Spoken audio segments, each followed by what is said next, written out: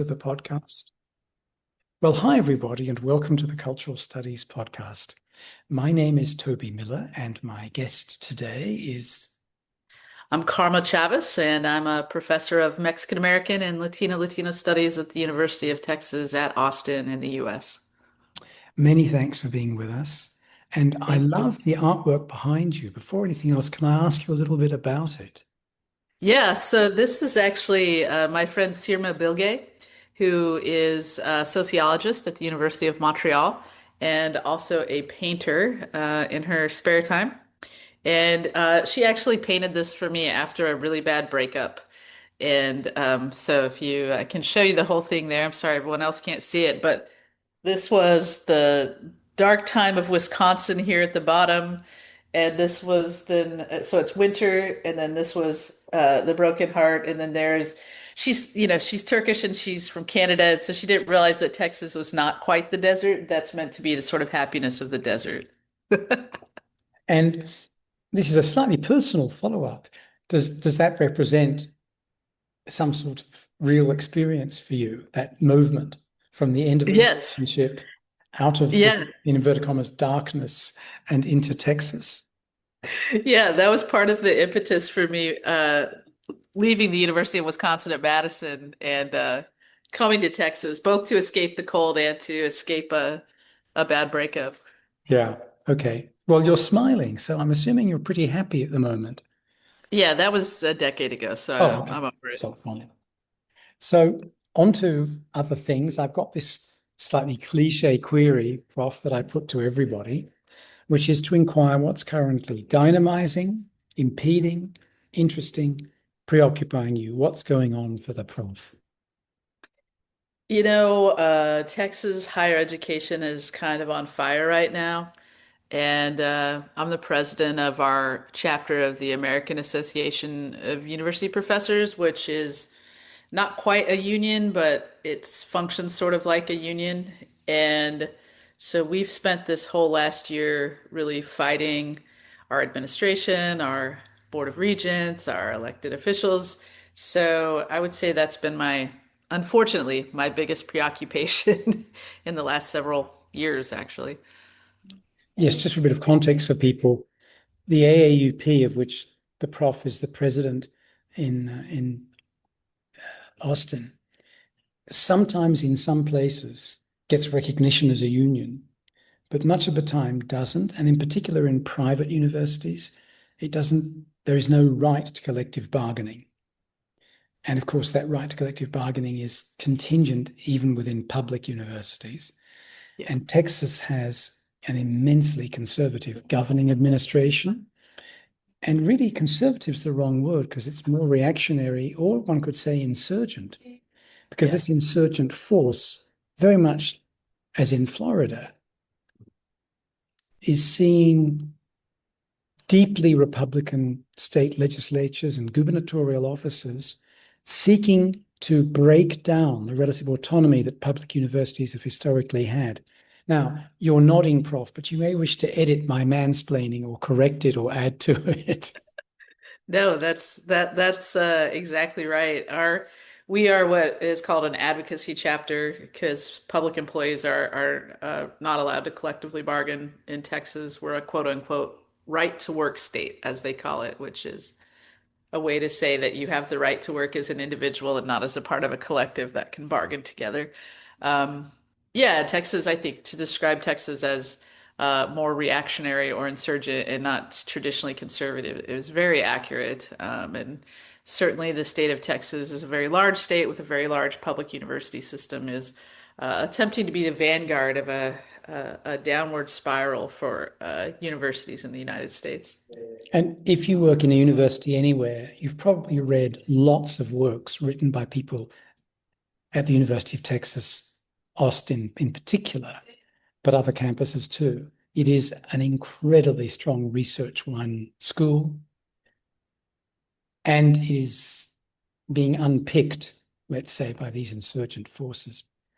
Now, I wanted to start in terms of your research, Prof, by asking you about a group you're part of that I've read a bit about, namely the Against Equality group, Against Equality, Against Inclusion is one particular publication that you guys have written.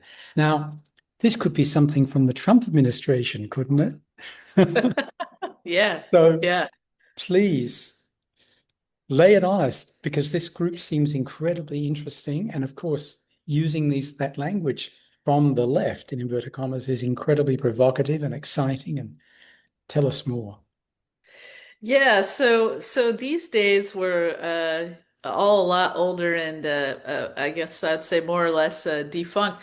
But Against Equality was a collective that started really in 2009, 2010 by Ryan Conrad and Yasmin Nair.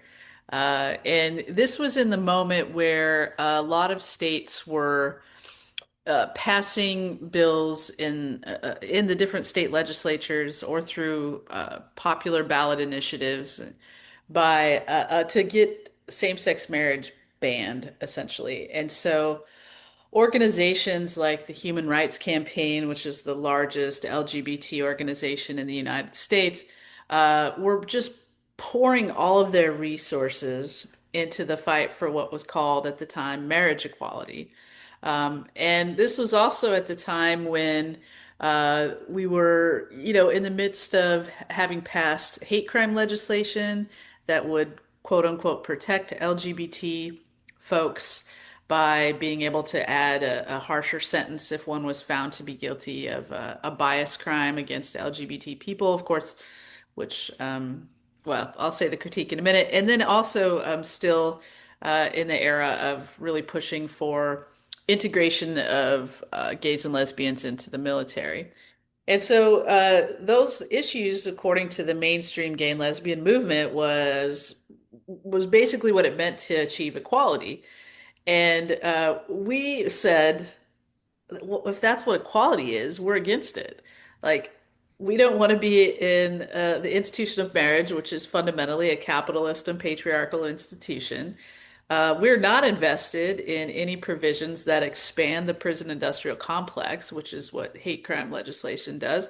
And we don't want gays and lesbians to be included in the imperial, killing institution like the military. So if that's what you see as equality is, we're against it. And so I joined the collective, I think, in 2011. It's a very small collective. And part of what we were doing was one, documenting the history of radical queer resistance, mostly in North America.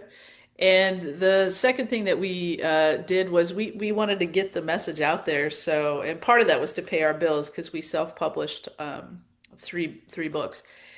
But we had a presentation that we did on these issues and we revised it over the years. And Ryan and I would go to different universities to give these presentations. In the early days, I mean, they were contentious. Like people were so mad at us and came like gay people, not like Republicans, they came to fight us. And so we had really robust debates, and then eventually our arguments became mainstream arguments. Now a lot of people would claim to be against those things, marriage, military, and expanding the prison industrial complex. It was a fun project. The archive still exists, although our website got hacked not long ago. I'm not sure if it's back up and running again.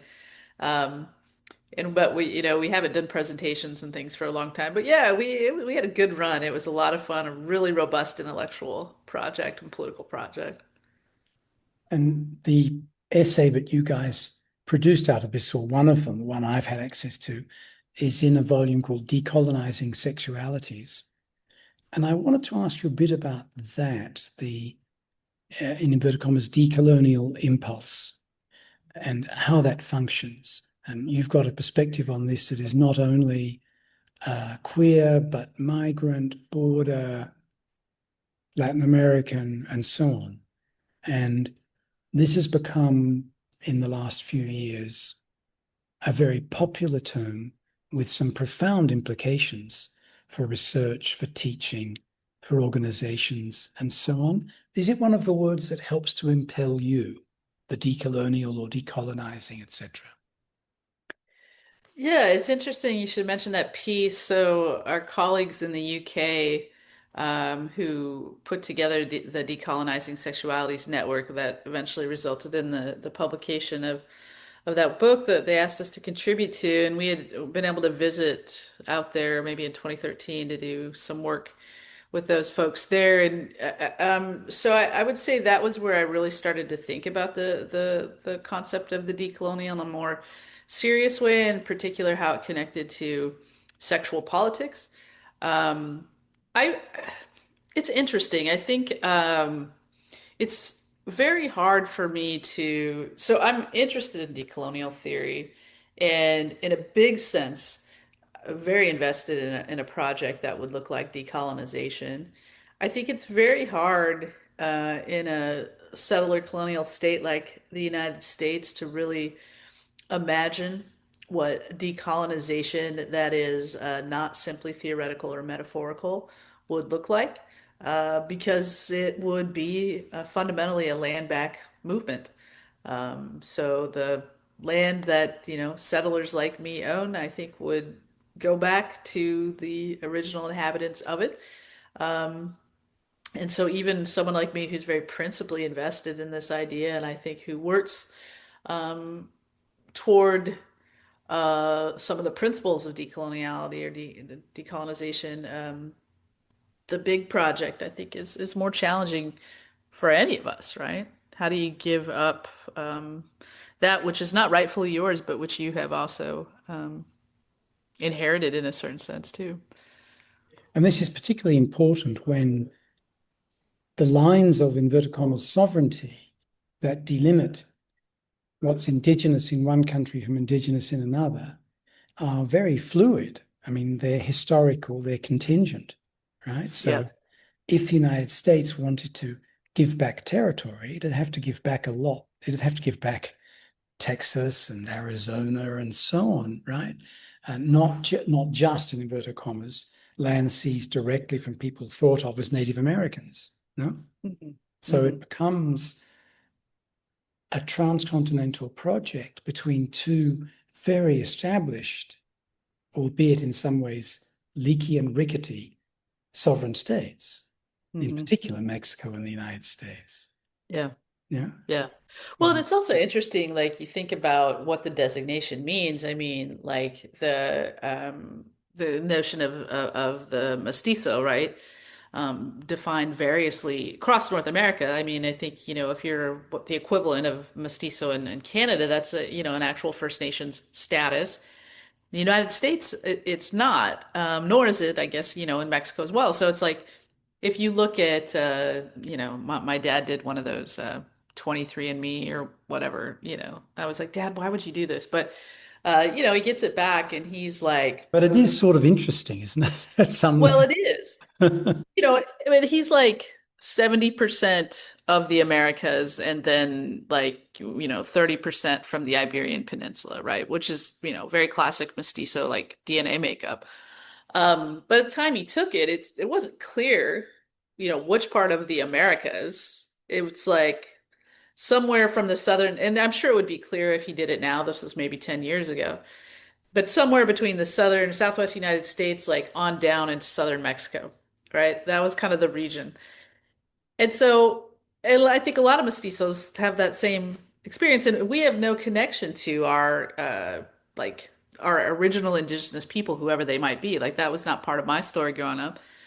So it's also a question of, who are the rightful inheritors of land anyway. I mean, we know in some cases very concretely, but not in others. No, absolutely. And I mean, if you think about places that had the original inhabitants absolutely decimated and in some sense and displaced by white settlers, but also by slave folks, what happens Yes. now? So, in terms of the reasonably advanced talks with France and Britain, in terms of some of their former colonial possessions, they killed almost all the indigenous people. And the idea of some sort of recognition, reimbursement, if you like, is for people who were captured, who were, kidnapped, who were enslaved. And yeah, I mean, what happens in terms of A, giving them money, but B, who owns that land where they are? Do you know what I mean? It's so complex, this sort of story. Yeah. hard to envisage in not just simple public policy terms, but in social justice ones as well. I think how this could function. But it's clear that the situation as it exists is completely ludicrous and Yeah. improper. So, Yeah. yeah. Anyway, on that positive note that we're probably both seeking, can I ask you about some of the things that are perhaps, maybe this is the wrong conjuncture because of the current complexion of the federal government, but it's also an issue. What are some of the border logics that are operant, and how are they operating in terms of the experience of traditionally excluded citizens of different countries, particularly queer folks as broadly defined? It's a bit of a complex question, but I hope it makes some sense. Yeah. I mean, you know, in the United States, which is the primary place that I'm thinking from and writing about and researching within, I think it's an especially challenging time because it's coming from all kinds of directions, right? The different attacks on folks. I mean, and so it's from on the one hand, you have pathways for temporary protection in the United States for different groups who had come as a result of natural disaster or those kinds of things. Those being taken away completely. Then you have, of course, the classic way that we target folks, which is ICE raids, and those happening at workplaces, those happening at shopping malls, those happening at places where, now churches and hospitals, which used to be exempt from the targeting of officials. So it's like you have things coming from multiple directions, and inevitably, I mean, this is part of the work of like queer and trans migration studies, which is to say, these kinds of literal attacks, but also the sorts of fear and logics that they create and engender are always informed or constituted by gender and sexuality, right? And so um, it is about queer and trans folks, of course.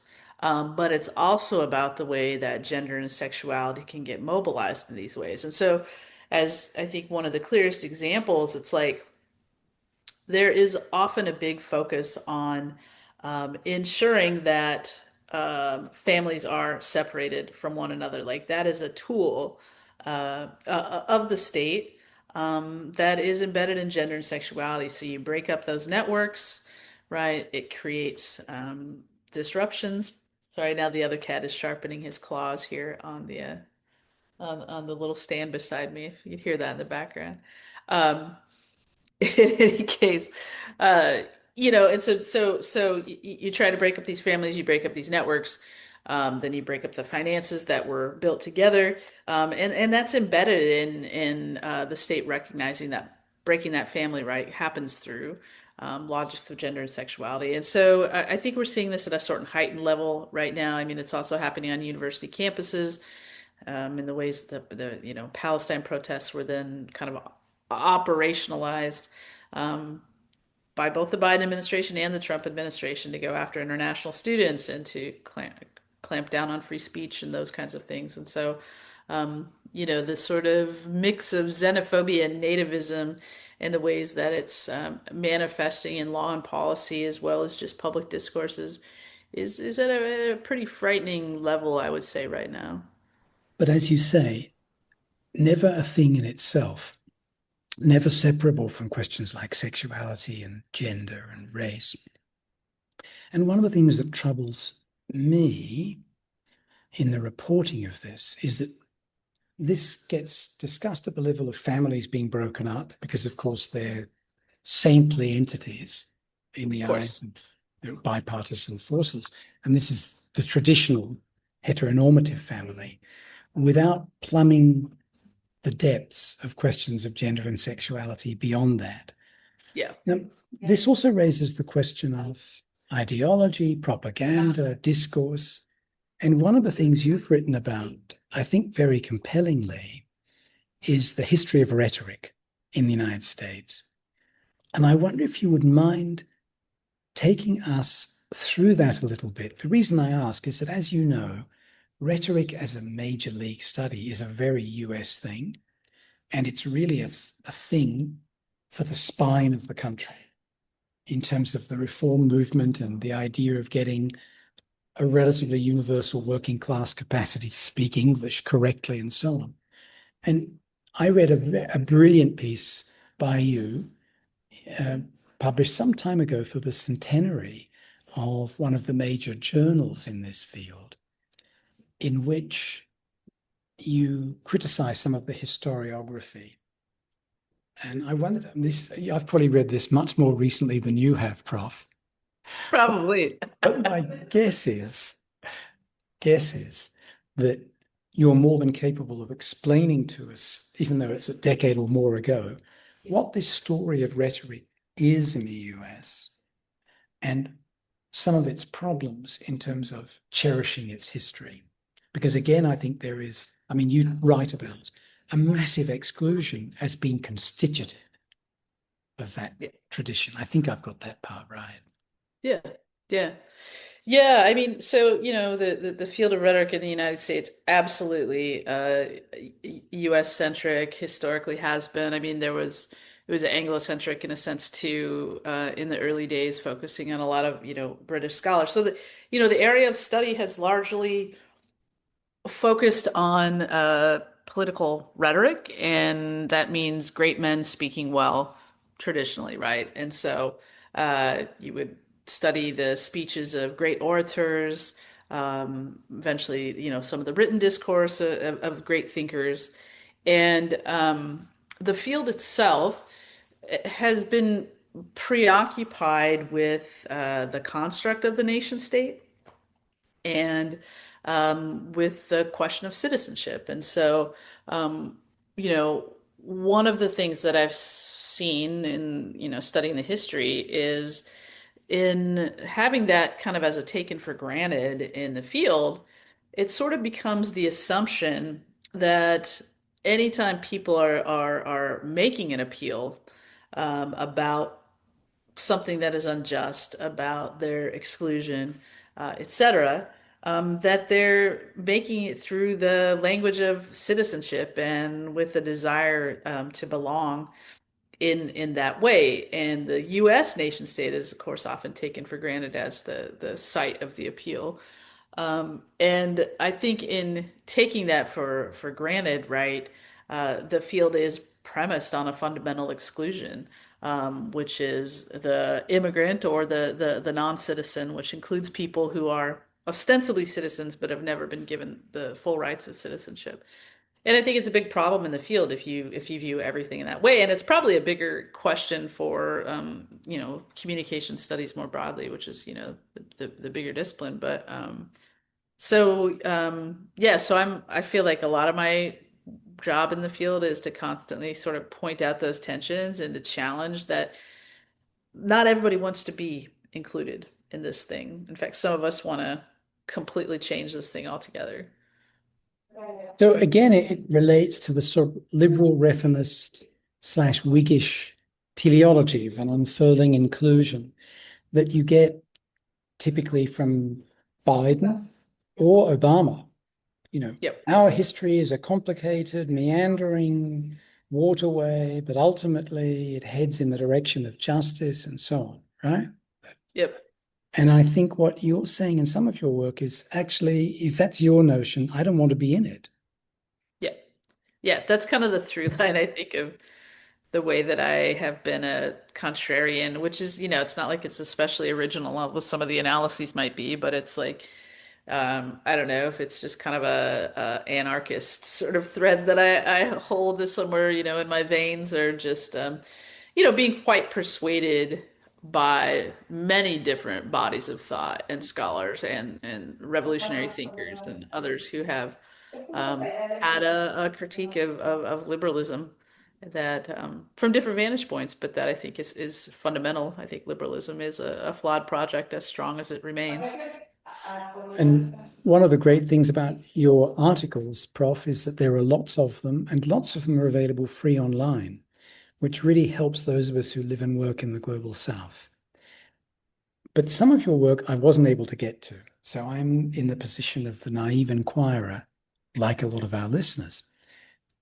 But what I do know is that you mix textual analysis with participant observation or ethnography or experience, whatever term we use, right? I think that's a very rich melange. And I wanted to ask you too about different ways of learning and distributing knowledge. And I'm thinking about your radio work. And in particular, I know this, I think I'm right saying, produced a book about Palestine. So I wonder if you could, as they say in baseball commentary, take us back into the bleachers, as it were, Yeah. about radio in your life, Yeah. and also bringing Palestinian voices to air. Yeah, for sure, for sure. Yeah, I mean, I think I've always been methodologically promiscuous, and I think that's like cultural studies training in many ways that I had in some of my early days of my master's degree at the University of Alabama, getting cultural studies both from a communication studies perspective and also from a like a education department, sort of letting them explode in my brain in my early 20s. Um, and so I think everything I do is sort of driven by questions, generally speaking.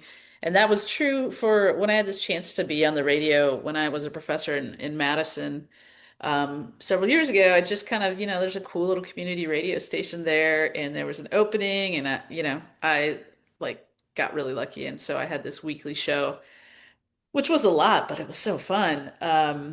And one of the things that I was really invested in was centering voices that you weren't going to hear on NPR or you weren't going to hear in the nightly news, and just really making that the project is like, what does it look like when a public affairs show is coming from the perspectives of people you don't normally hear from? And that wasn't always the case. It's not like I didn't interview a lot of white guys too, because I did. There's a lot more of them who with publicists who reach out to you than other folks. But I went to the West Bank in 2015, and I really found that to be a life-changing experience.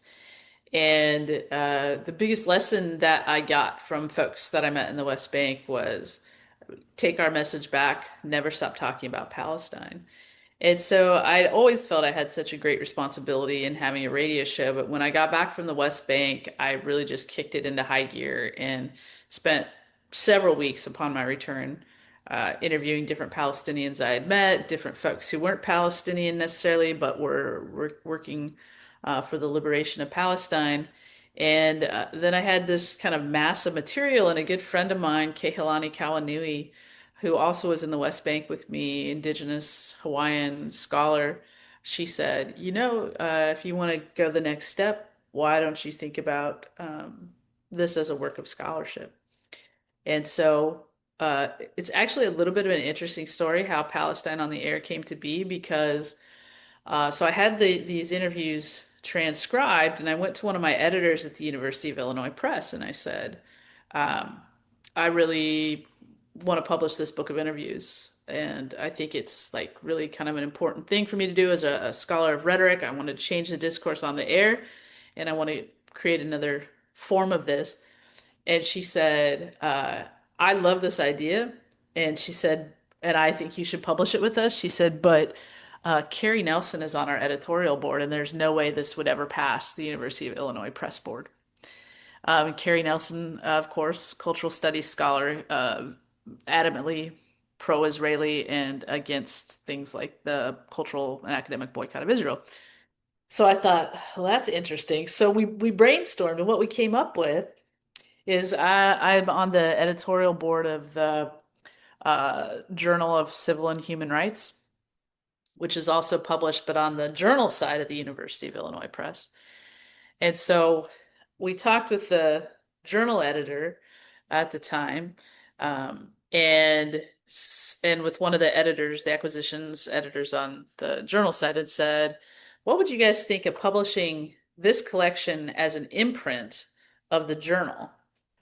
Um, and they were like, this is a really cool idea. And so, we were like, all right, how do we do this? I was like, we can't really peer review this because the content can't change. It was live radio. I'm very invested in it staying the same.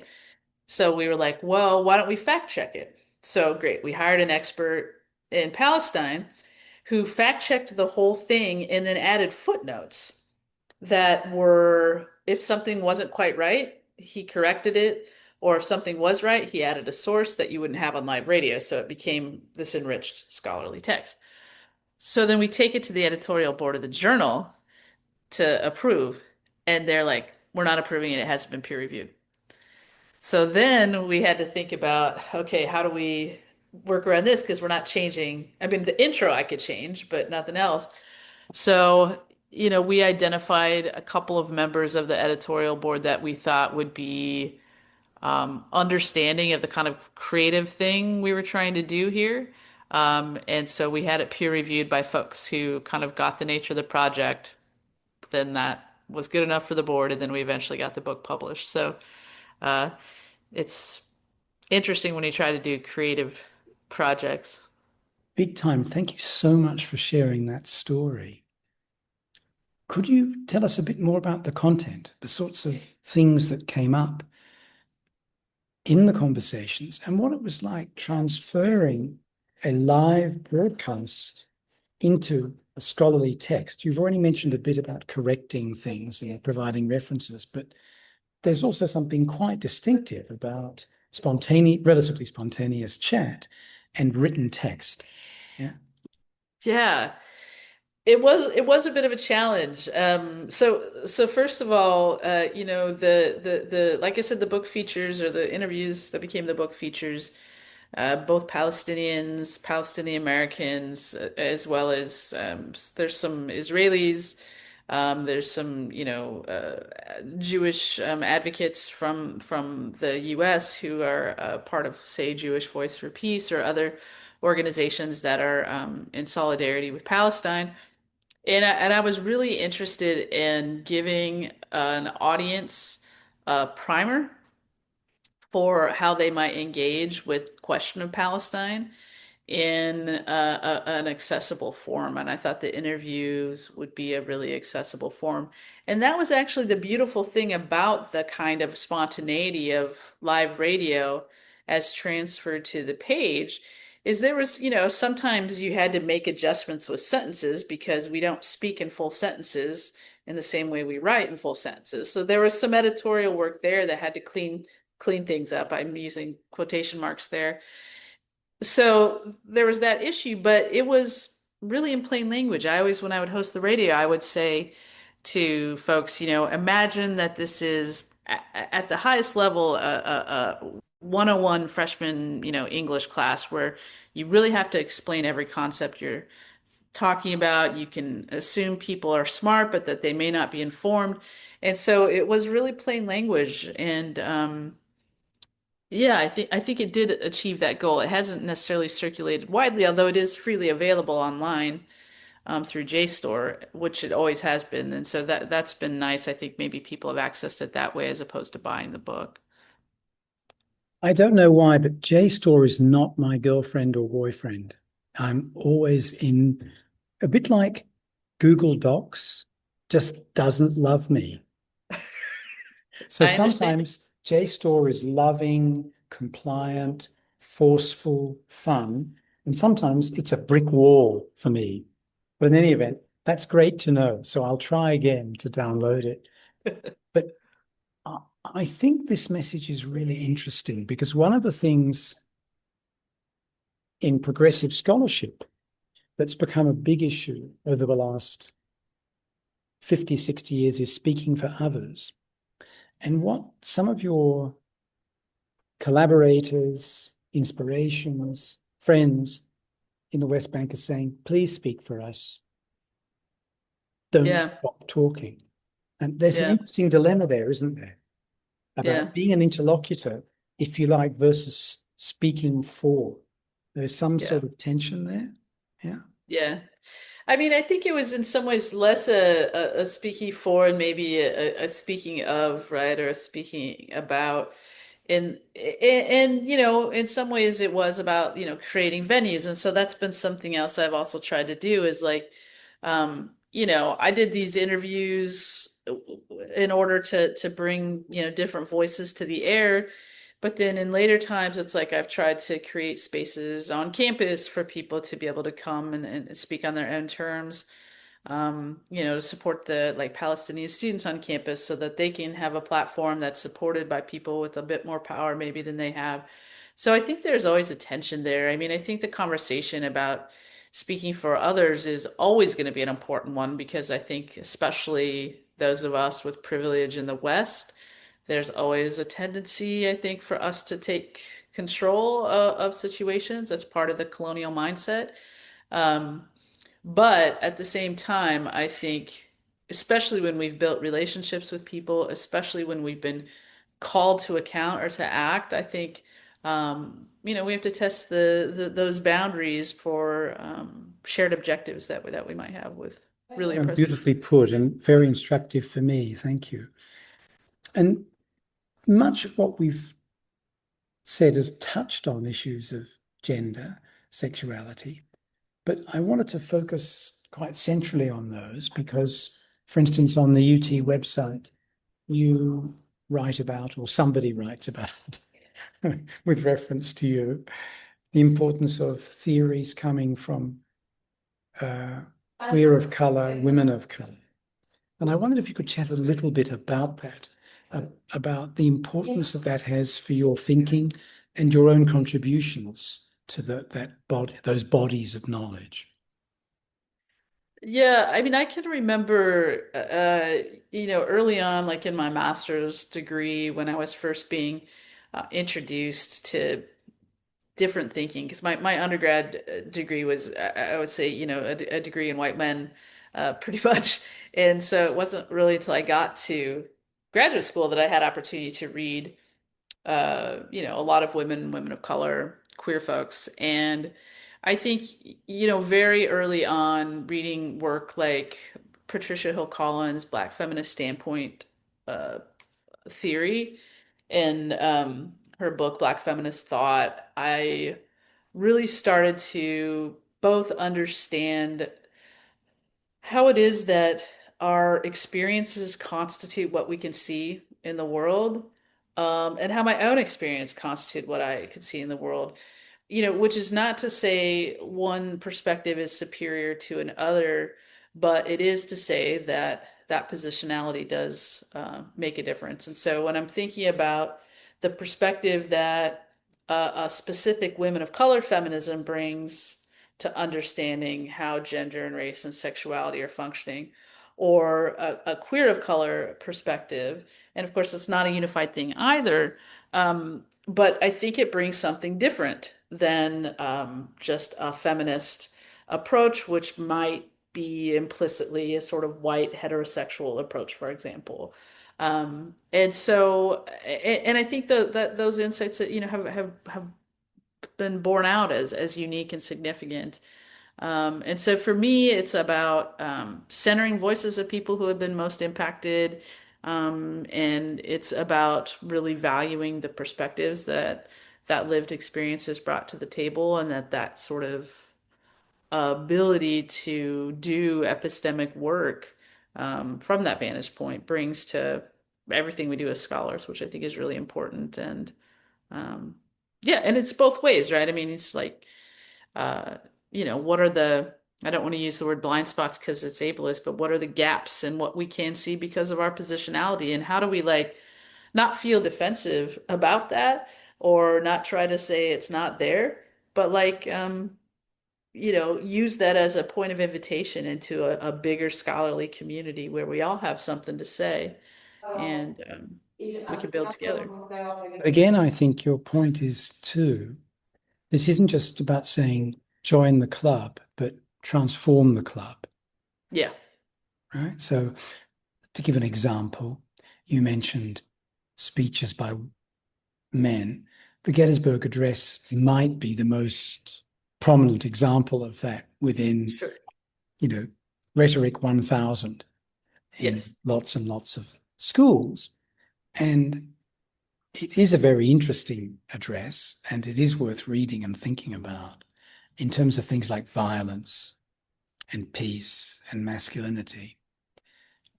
But it's not just about add queer, add of color, add women, and stir, the famous old recipe, is it? Yeah. Yeah. Yeah. It's definitely not. I mean, which is not to say there's not value to that, right? So, there used to be a list created by two white guys in rhetoric, Steve Lucas and Marty Medhurst, of the top 100 speeches. And of course, the original version of that list included no women, and maybe the only person of color was some speech by Frederick Douglass, right? And then people complained, and so eventually, they added a couple of women, and then there were no queer folks, and then people complained, and eventually, I think there was a Harvey Milk speech on there or whatever, you know. So that list was used a lot by people who were teaching lower level rhetoric courses, and so the fact of adding additional people who were not all white straight men was important. So I never want to say to somebody, it's not important. Inclusion is not important. Don't include us at all.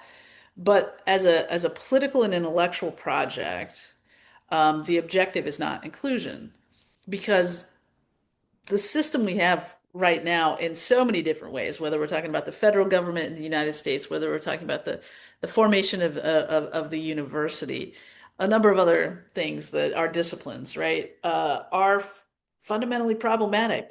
And so the point is, at least to me, is always to rupture, to find those junctures where discourse is renewed and try to build something that is alternative to what we have right now. And Prof, my last question is about to come up. And after you've answered it, I'd like to invite you to add anything you might wish. And that could take the form of traversing terrain we've already been over, where you want to say something else, or it might be something we haven't touched on. Does that sound okay as a means of bringing things to a close? That sounds great. So, my last question is a bit like an interview panel. So, sorry. And I don't mean an interview panel like a chat about your work, but let us know what is happening. In other words, my query is what's on the docket? What's next for you?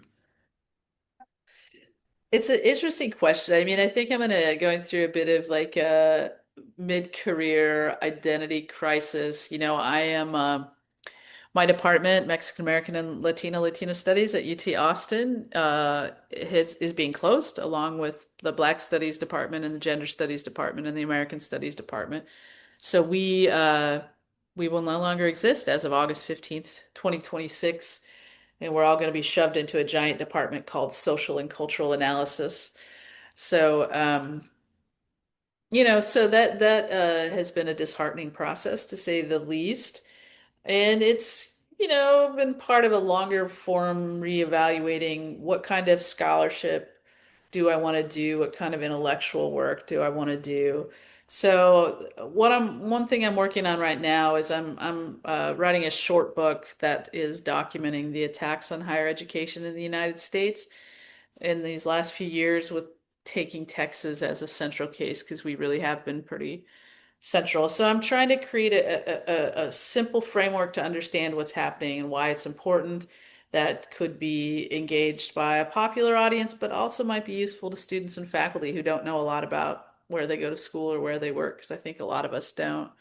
Um, so I'm working on that project, and then I'm kind of thinking about more kinds of projects that are not specifically scholarly. I'm thinking about writing a kind of more theoretical book that's called something like Politics Without Pleasure, how to meaningfully engage when you don't feel like it.